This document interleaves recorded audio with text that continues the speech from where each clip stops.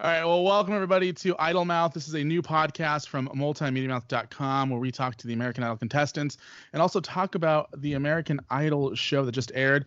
I'm super excited to be talking to this person right here. I'm going to introduce her in just a second, but before we do, make sure to like this video, subscribe to MultiMediaMouth on YouTube, and of course, follow us on Facebook and all that fun jazz. I'm talking to Sarah Isen. Is that the correct way to pronounce your last name, Isen? Yeah, Isen. Awesome. Sarah, I want to tell this story real quick about your audition for me, from my perspective, okay? So just kind of background for people. I watch American Idol and I usually take notes about what's going on, but it's usually in the background. I'm looking at it, and while I'm typing, I'm looking, I'm typing, I'm listening, and they start telling your story, and I'm like, oh, this is an interesting story.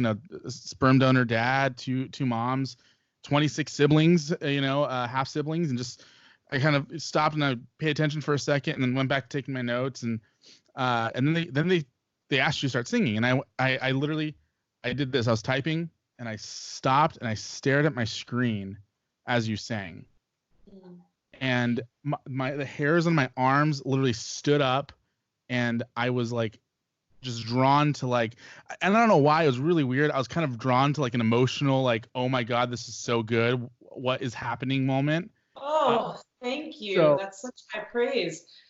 And I try not to, the journalistic side of me is don't get too involved in these people's stories. Just just tell the story, tell people where to watch it, whatever. But I had to I literally stopped what I was doing, and I watched your audition I think 3 times. And then my friend got there, and I was like, dude, you have to watch this. Turn my iPad around, push play for him to watch it, and he just sat there and stared and was like, oh my God, who is this girl? Oh, my heart's so warm. Thank you. Wow. So regardless of what happens over the next couple of weeks on American Idol television, I wish you nothing but success and the best in your career. And I really can't wait to download your album whenever that happens to come out. But let's talk about you. Enough about my experience watching you on American Idol. I did a quick Google search on you and a quick YouTube search trying to see what your story is, and I wasn't able to find anything except for one video that you put out last week. So I want to know what's your pre-American Idol history? What type of performance experience or recording experience did you have before American Idol, if any? Yeah, so I sort of grew up singing, and I went to a performing arts high school. I was in the vocal emphasis. So I was in high school, I was in a semi-professional a cappella group that was a competitive high school a cappella group. And then now in college, I'm in a competitive a cappella group here. But beyond that, I never released music. I was never a songwriter. I just kind of sang to myself. And because of that, I never really thought that it was something that I could do professionally. It was kind of yeah, it's the arts, but have a real job. And so I am currently at UCLA studying a non-arts degree, human biology and society. I wanted to get a master's of nursing, and I'm an EMT. And I was very much health focused. And then Idol sort of made me have this realization that I can do music professionally if I want to, and that I was sort of the only thing getting in the way of that. I was setting up my own blocks for that. So not a lot. I mean, I sing a lot, but not a lot of performance history aside from a lot of competitive a cappella for the past 6 or 7 years. Yeah. So my understanding is this has just been something that you've wanted to do. You've been in the group experience. Why American Idol? I mean, there's obviously other competition shows we're not here to talk about. What made American Idol the right show for you? I actually was contacted by a recruiter for the show. Oh, cool. I think there's this sort of misconception that everyone goes and lines up and waits 8 hours to audition. And that's not what I did. I was contacted over Instagram by a recruiter. And so I just got this DM about American Idol, and I was like, sure, why not? And then I just kind of kept going to the next thing, and it kind of spiraled into this thing that I really wasn't expecting it to. I mean, it was really just something that kind of happened to me, which is amazing. And I feel really grateful for that opportunity, because honestly, I probably never would have seeked it out myself, because I didn't, I've had a hard time taking myself seriously as like a solo artist. But now I do. The show made me do that. So yeah. That's awesome. Like I honestly, like I'm not saying this just because you're on the other side of the camera and we're kind of face to face here. I'm honestly a fan of yours, and I can't wait to hear what you come up with. As Idol progresses, and then whatever the future holds for you outside of American Idol. One of the things that I also noted as I was listening and watching your audition, was, no offense, but I see this this tall-ish, I don't know how tall you are, but tall petite girl, and I'm like, okay, cool, it's gonna be like another one of those corny pop singers, and this is gonna be a good, a fun little audition, whatever. And then again, you start singing, and all of a sudden I'm like, there is a black woman coming out of her that is just soulful, and I'm probably gonna get in trouble for saying that, but just like I couldn't believe how much soul and just what felt like heartbreak and also triumph that was coming out of your voice. So all that to say is, like, who inspired you, vocally and stylistically on that end, that you have this sultry, bluesy, soulful voice? Wow, thank you. High praise. I really appreciate it. I naturally have a deep voice, which is something that, that was not something I worked for. Stylistically, I grew up around a lot of like bluegrass and jazz. That was the two genres that were mostly in my house when I was growing up, were bluegrass and jazz. And I think that really influenced my style. I still have a lot of love for the cheesy pop music, of course. I think everyone does deep down. Also, a lot of credit to the song choice. I think that song in particular really showcases or really gives you the opportunity to emote and feel something. So I think hearing different songs, you might get different sides of, what my voice does. But I just have always been really attracted to the soul of soul music. I listen to a lot of Stevie Wonder and Aretha Franklin, Ella Fitzgerald growing up. I still listen to Stevie Wonder every day of my life. Stevie Wonder was actually my first concert I ever went to when I was 8 years old with my mom. That's just sort of where my ear gravitates towards, is more the R&B soul type of stuff. I really appreciate that, though. Thank you. That's the compliment that warms my heart more than anything, is just when people tell me I sound like I have soul. I think that music without the soul is what are you doing here? Yeah, we have plenty of people. I told a friend of mine recently, I'm like, we could find any, 5'7" skinny blonde girl with blue eyes and, put her in front of a band, and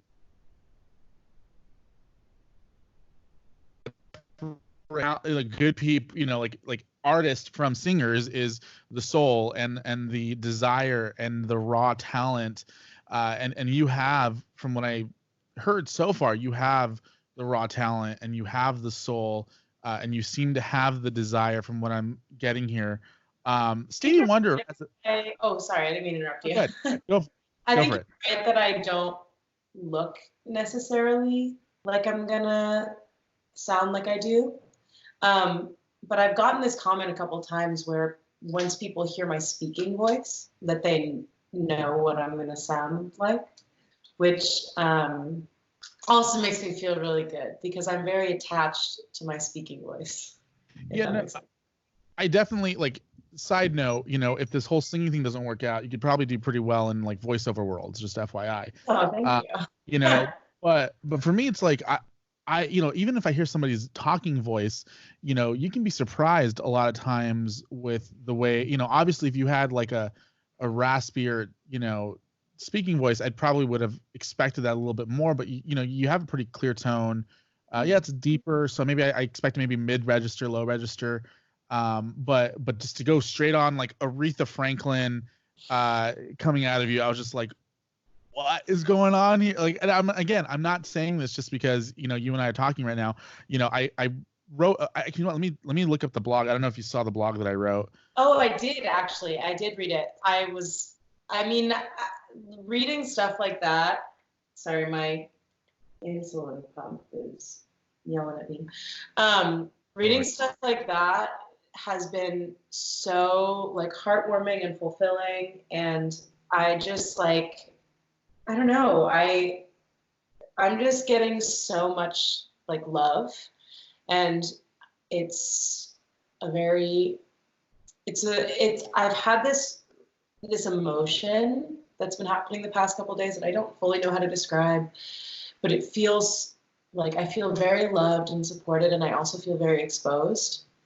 And I feel very vulnerable to the world because I just sang in front of however many millions of people. And there were things about my vocal performance that I didn't love, that I have to know that is going to be on the internet forever. And that's what people's perception is going to be of me for the time being. So that has been making me feel very exposed. But it's still, I'm still having a blast, Here's the headline of the blog that I wrote. Just if you want to head over to MultiMediaMouth.com, it said Sarah Isen took my breath away on American Idol.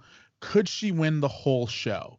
And my opinion is absolutely. I do think that you could win the show, and I think that you're somebody that American Idol needs to win the show.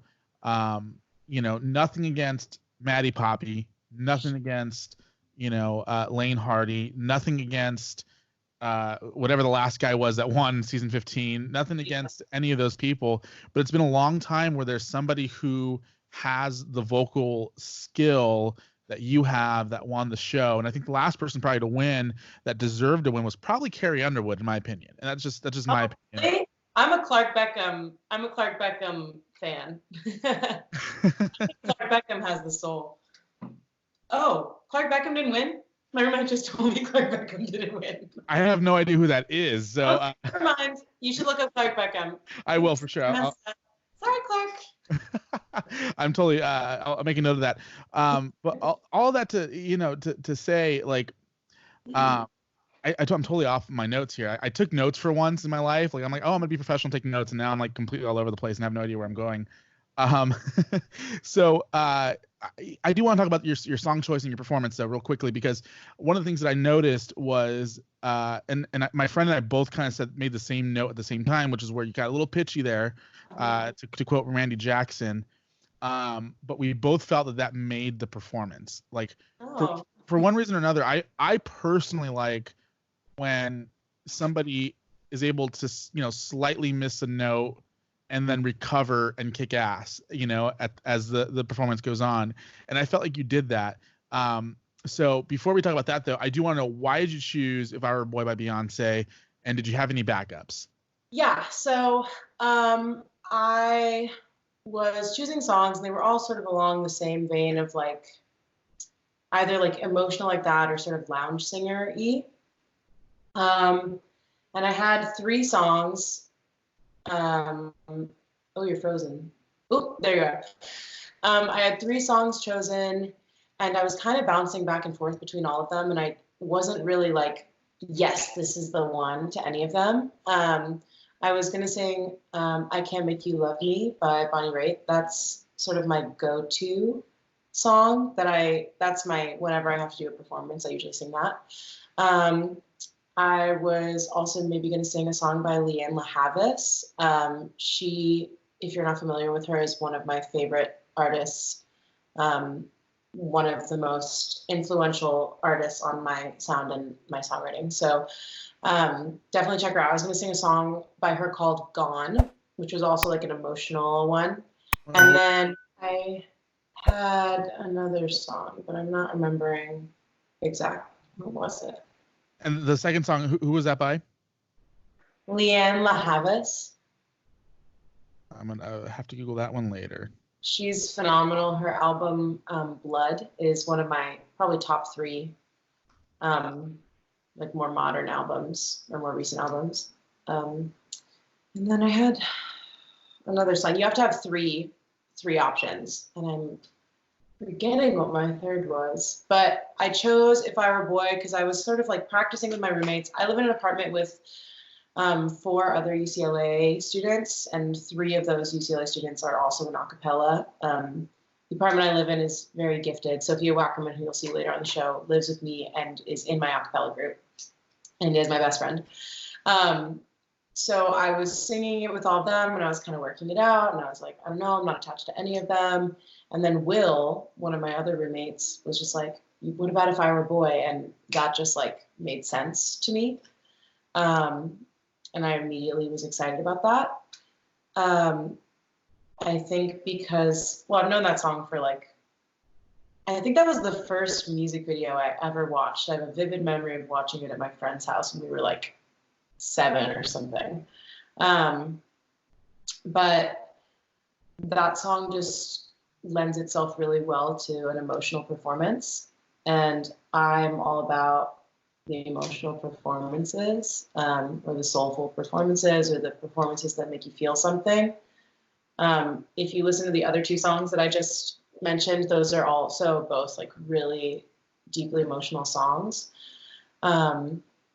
So I did that. It was by far the most vocally challenging of the 3 because my range at the time was smaller than it is. I mean, well, I'm like a true alto. Sometimes I sing tenor, and so going up there to belt those notes scared me a little bit. And I'm surprised. When I was going pitchy, I was actually going sharp, which was not what I thought was going to happen because I thought I was going to be struggling to reach them. But yeah, I just chose that song, and it was vocally challenging, but I thought it was worth the risk, and yeah. So again, so I keep bringing up the moment of the audition for me because it honestly moved myself and my friend, and so one of the comments that we made was who hurt her, like it felt like you were coming from a life experience. So I did want to bring that up and ask, like, hey, is there some sort of emotional connection to that song that you felt? Is there a boy that I need to go beat up or something, like or is it just happens to be the song's emotional and you connected with it just strictly on a lyrical level? Yeah, I mean, any song, a good song, a well-written song, anyone can put any life experience onto and feel it. I think also that sometimes, not to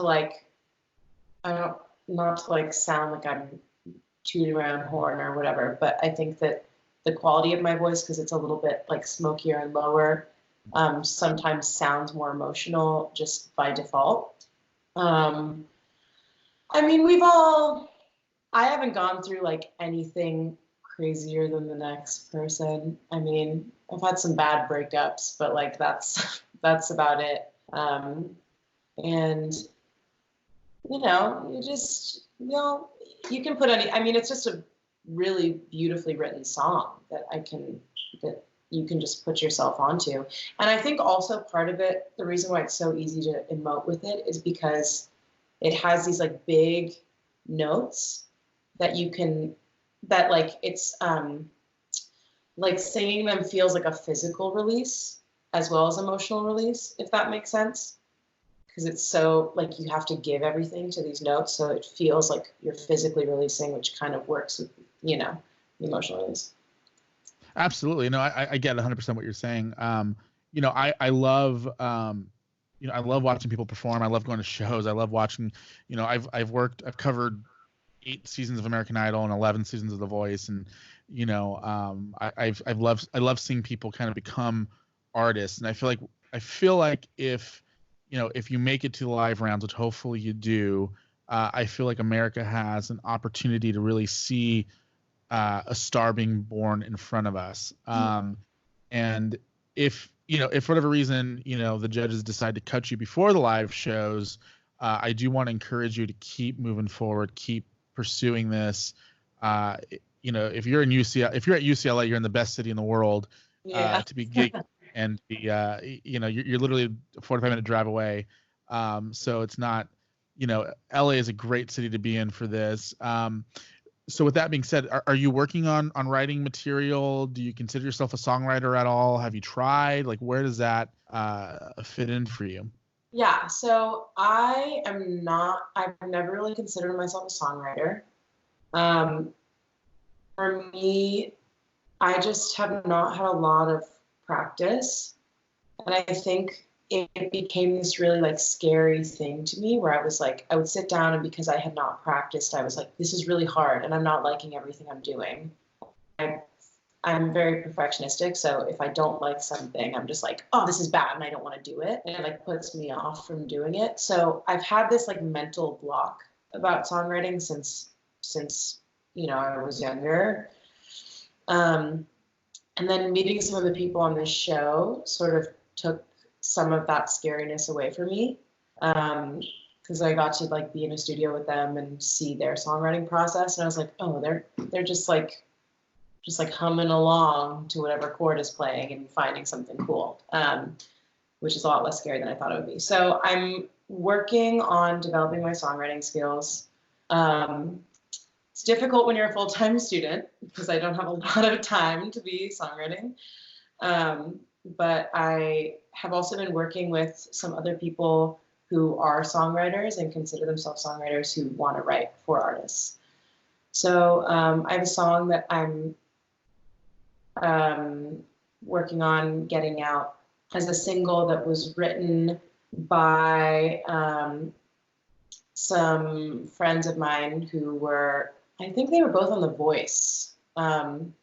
Abby Celso and Kylie Rothfield and some other people, and Jay Bach, who's also on this season of American Idol with me. They all worked on that song together, and I heard it, and they were like, you should just sing the song. So I'm going to work on releasing that. Yeah, I mean, that's been the tricky thing for me, is figuring out how and in what way I'm going to be releasing original music, because I really want to be doing that. I feel like I'm like still learning how to like walk here. So I'm figuring it out. But yeah, that's the goal for sure. For sure. Awesome. I'm excited. Again, I'm excited to hear whatever you put out. I'll be downloading practically anything that has your name on it. And also, one of the things that I like to do for people who are on these shows is, I'm here as a support mechanism as well. So anything that you need from me, let me know. Again, for anybody who's watching this right now, please make sure to go and follow her on social media. We'll plug that here in a second. But more importantly, make sure to like this video and subscribe to our YouTube channel. Let's go back real quickly and let's talk about your performance real quick, because I want to know what it's like to be in your head in the moment. You have Lionel Richie, you have Katy Perry, and you have Luke Bryan. Some of the biggest artists in their respective genres. And you're singing this big song by one of the world's biggest pop stars, and you're given a great performance, and then you start missing notes. Were you like in tune to the fact that you were slightly sharp on the notes that you were singing, or were you like just filled with adrenaline that you just were like, I have no idea what's going on, I'm just singing, and hoping that everything sounded good? Because I know for me, in my limited experience in performing in general, I'm never like aware of what exactly is happening in the moment. It's after the fact when people are like, oh, by the way, that joke you told, or that one thing you did on stage was pretty funny, or it was really cool, So tell me a little bit about that from you being in the moment in that room with the judges. So I actually like watching back the audition, I don't remember them saying a lot of the stuff they said. There's, and it happened so long ago at this point that I was just like kind of surprised by a lot of it. So it probably, I know it doesn't sound like this in the video, but because I've been doing a cappella for a long time, and because with a cappella, there's no like tonal instrument to like ground you in the key. I have a pretty sensitive ear to pitch, and I hear it really well. I'm like not to toot my own horn, but it's just because I've done so much a cappella.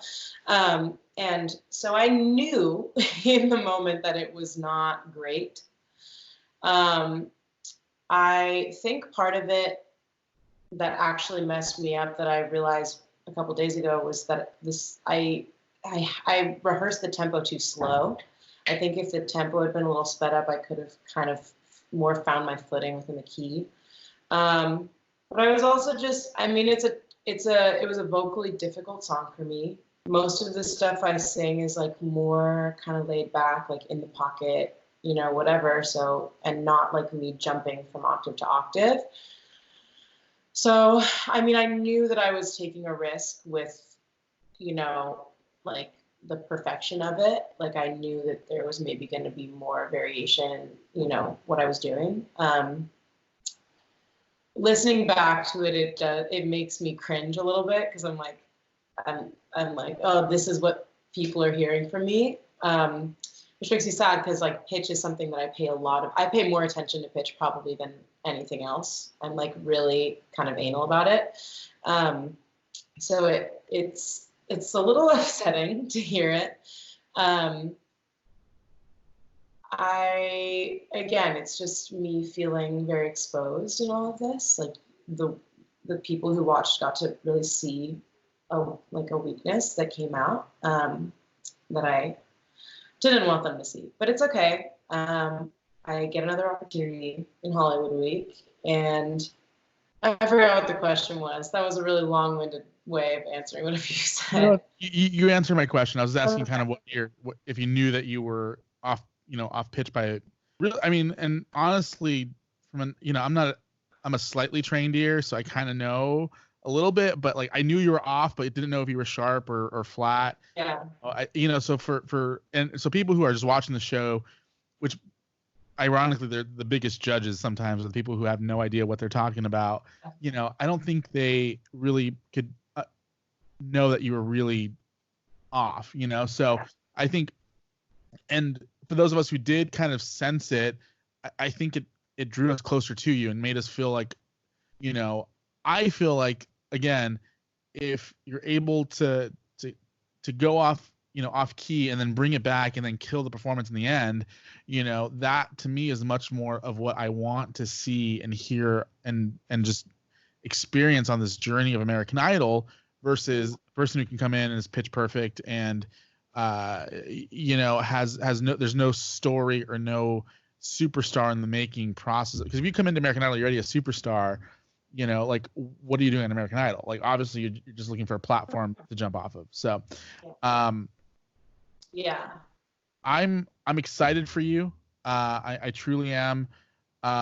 What stylistically moving forward in your career, not just on American Idol, but what can we expect from you? Are you planning on releasing something a little bit more bluesy or a little bit more poppy? What are you planning on doing as far as your sound goes? I mean, given that I can find the songwriters or find the songwriter in myself that can kind of make this vision happen, I lean towards like soul music. Again, Leanne LaHavis's album Blood is a huge inspiration of mine. Stevie Wonder is a huge inspiration of mine. I actually have a playlist on Spotify, which is public, that you can follow, that is songs that are like my writing inspiration. It's a lot of neo soul and R&B. I just, again, for me, it's all about like the songs that make you like really feel something, even if that's not like sadness or emotion, even if that feeling something is just like wanting to dance or like, send it to your mom, like that. That's really it. So I will be doing more of that. I also am.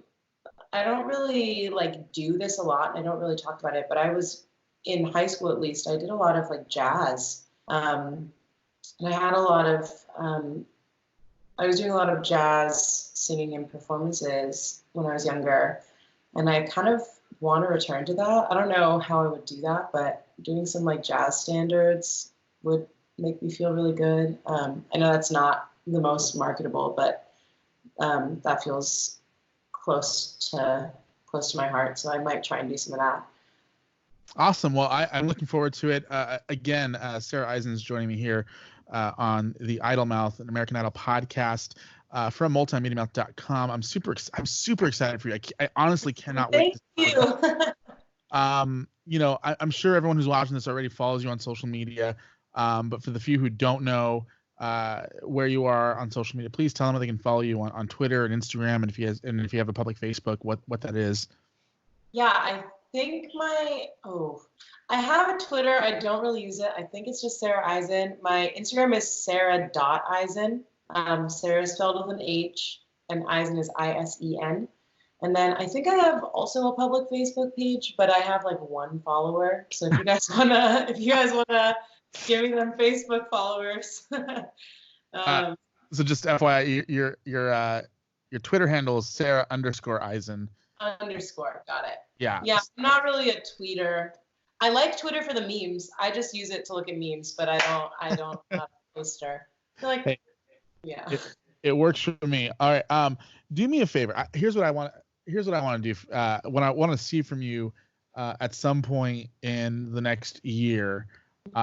I want to see you put out a cover of "If I Were a Boy" on your YouTube channel.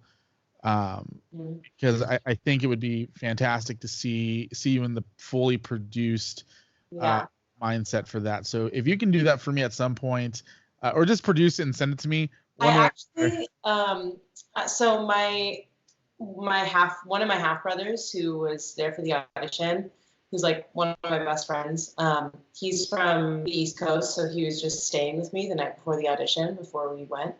And we were rehearsing, and he got a video of me singing it the night before, just like rehearsing with Sophia playing the piano. And I listened to it, and I was like, damn, this would make some good behind the scenes, because I sound so much better. I'm like, wow, I sound so much better here. Maybe that'll end up on the internet at some point. I'm gonna find your half brother, and I'm gonna buy that video off of him. There's a lot of them. You have to figure out which one. Yeah, well, I better start. Well, never mind. I'm not even gonna try. I just realized like you don't have the same last name, and this would be probably way too difficult to try to find you. So, all right. Well, hey, let me end this recorder real quick. And again, subscribe to this YouTube channel, like this video, share it with your friends, all that stuff and more. And of course, hopefully, if you make it to live rounds, make sure to vote for Sarah. If not, make sure to support her music after the fact. Sarah, stay on the line here real quick. Let me